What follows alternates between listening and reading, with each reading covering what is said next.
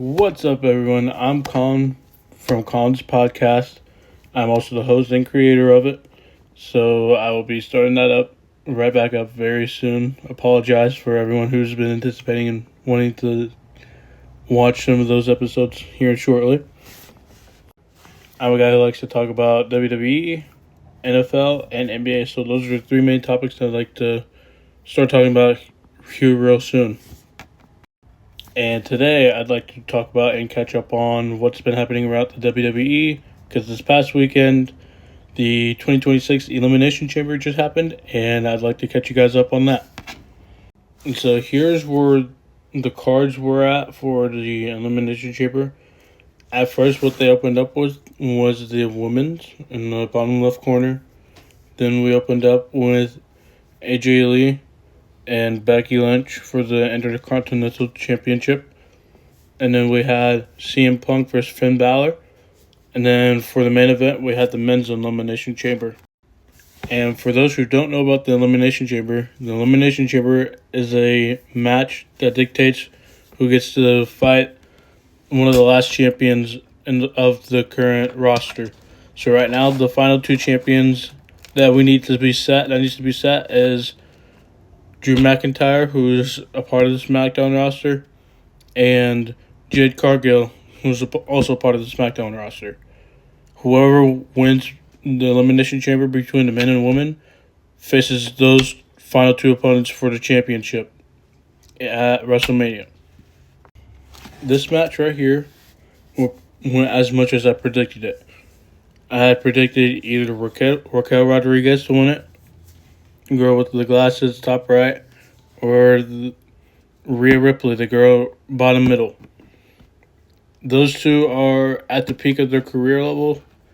Yeah, I think Tiffany Stratton is getting there. Alexa Bliss has been and is kind of still there. Asuka, she can get there again. But I think overall, if I had to grade this from A to F, I liked it, so I give it a B plus to A minus for sure. And the winner of the Women's Elimination Chamber match was no other than the number one ladies superstar, who's currently at the very tippity top of her peak in her career, Rhea Bloody Ripley, aka the Eradicator, aka what other fans like to call her, Mommy. And now, before even Elimination Chamber, Mommy, or aka Rhea Ripley, her and her tag team partner, Io Sky, they were currently the tag team champions of SmackDown. And now WWE has shifted into a different gear because them two are both very good competitors in the singles division. I wouldn't have seen them as tag team partners, but from what I've seen from the highlights, I really like them as tag team partners. I think they could have made it to Mania as tag team partners, but I'm not really mad about this decision on where the industry is going. Now, the second match of the night, AJ Lee versus Becky Lynch. And in my opinion, this match is a pretty set point from where it was. So, AJ Lee, the build-up they had for her, very good. She just came back to the industry from it's been 2-3 months ago since she first returned. Becky Lynch, she's been with their industry for basically her entire career. And she just regained the Intercontinental Championship, which she currently has for this match, defending it against AJ Lee. Becky Lynch grabbed it right back from Maxine Dupree a couple months ago. Or no, not months, weeks. And my favorite to win this match was, of course, AJ Lee. I think, in my opinion, she was the favorite to win this one. Becky, she's been the champion for quite some time now. I'm not going to say too long. I liked her reign as champion, but I felt like going into 2026, with AJ Lee returning, I felt like the company wanted to not really rush, but make her a champion at some point quicker rather than later. And if I had to grade the scale from A to F, I would grade it an A. Only because of the feud these two have been having their entire career and the way it built up to this point at the Chamber. Because AJ Lee's love life / her these are wives now going against one another. AJ Lee's husband is from Chicago, so they call Chicago her hometown because basically that's where her husband is from.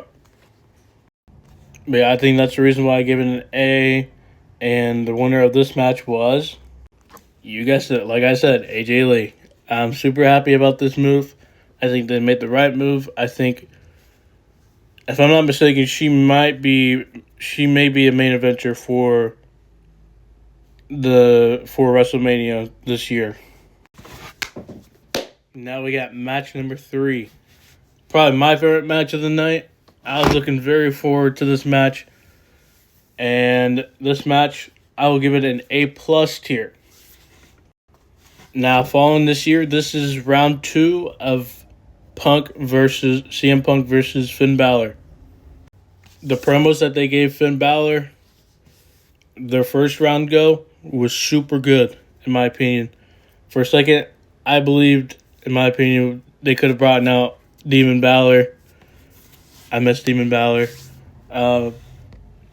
But overall, I think they gave him good promos.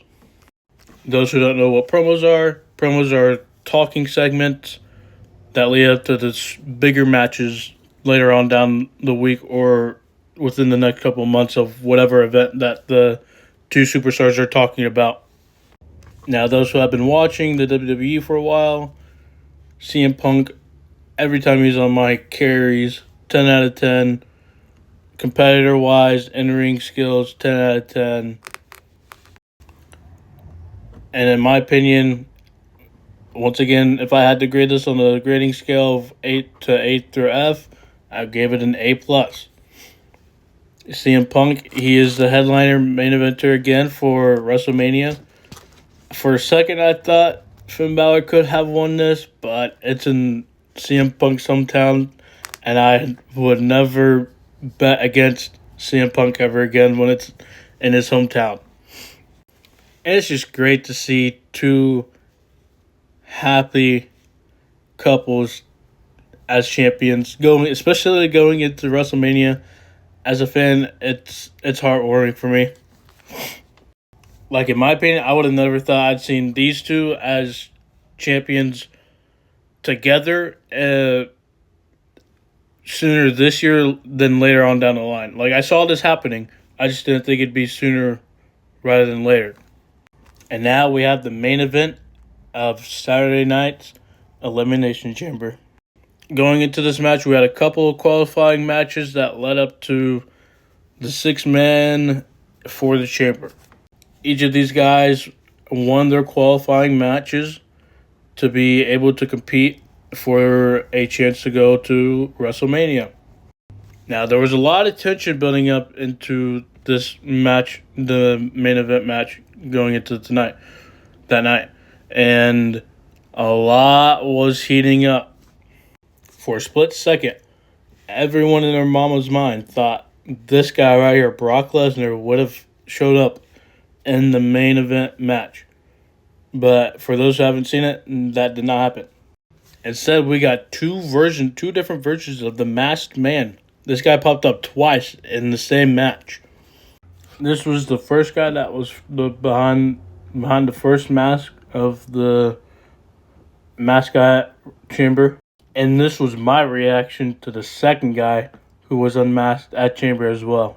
And that second masked guy was what we mainly all predicted.